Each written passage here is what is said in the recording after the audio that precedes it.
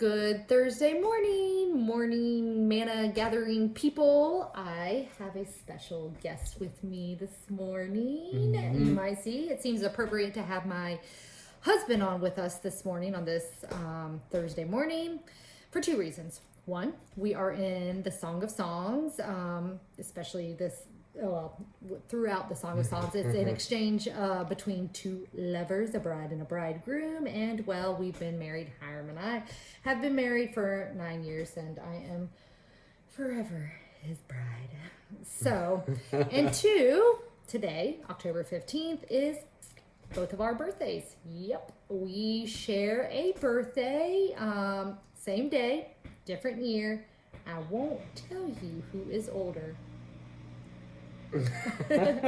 So this morning we are together in song with you, Song of Songs 2, chapter 2, verses 1 and 2.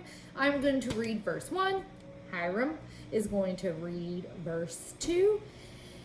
And together we will discover God's good stuff for us this morning. So here we go. I am a rose of Sharon, a lily of the valley. As a lily among thorns, so is my love among maidens. So, thank you for reading that. Very, very good. So, another wisdom literature of the Old Testament, Ecclesiastes, tells us that two are better than one. And I think Solomon, the author of our verses today, and maybe perhaps the author of Ecclesiastes too, we're not quite sure, we don't know. But what I do know is that Solomon would agree that two are better than one, that we are made for each other. Do you agree? Yes, for the most part. Well, you've been with me for 9 years, and in 9 years we have had 3 children together. So you must really think 2 or 3 or 4 or 5 people are better than certainly one, right? Yes, we need each other, and having each other has definitely made life better, for the most part. What do you mean for the most part? I mean, you're human, I'm human. We're raising 3 humans under the age of 6. So there are some thorns to life. Yes, thorns. About those thorns. Well, I like what Solomon, or the bridegroom, the speaker or the writer of our scripture in verse 2, does not weed out or garden out or uproot those thorny plants. They are still present in the fertile valley of Sharon. The beautiful flowers grow among those thorns, apparently still flourishing, nevertheless, despite of those thorns that are present. Yeah, that about sums up life. Finding a way to grow and flourish even in the presence of thorns. So not just surviving in this world, but really thriving in this thorny world. God never said that following Him, following God, following Jesus would free us or immune us from life's thorns. We're certainly not, if you've lived on this earth for more than a day, immune from such circumstances. No, but life together makes the thorns bearable. Doesn't it? Life together makes the thorns bearable. It does. There have been many times in our lives that I don't know what I would have done without you, this guy right here, or I can't imagine now life without my children, or for that matter, I can't imagine life without, those kids of ours. Maybe fewer thorns? I don't know. Maybe fewer thorns, but they are thorns in my side that I will happily and thankfully endure. Ditto, for the most part. For the most part again. Paul, so something just came to mind. I was thinking about the Apostle Paul, talking about thorns and thorns in our side.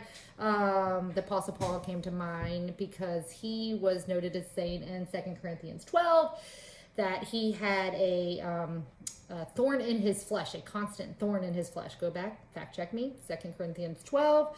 I've always wondered, what was his thorn in his flesh? What Did do he you have kids? Oh no.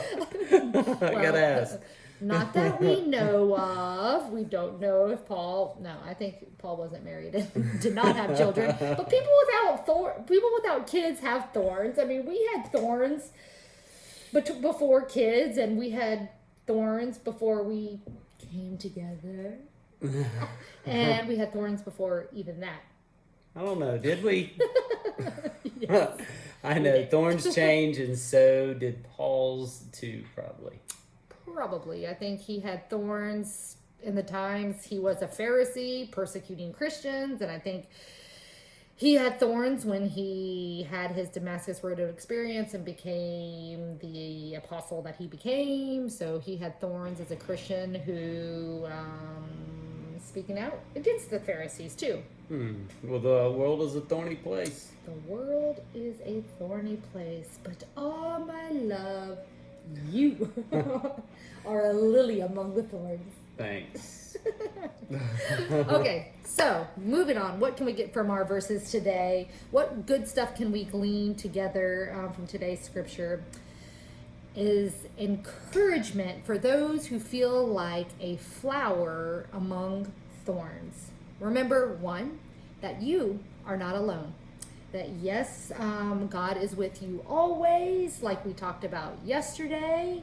And two, whether or not you have a sweet spouse or kids or no kids or family nearby or family far away or blood relatives or good neighbors or good friends, you do have others when you are a follower of Jesus, because you have a community of faith that is universal. You have the church.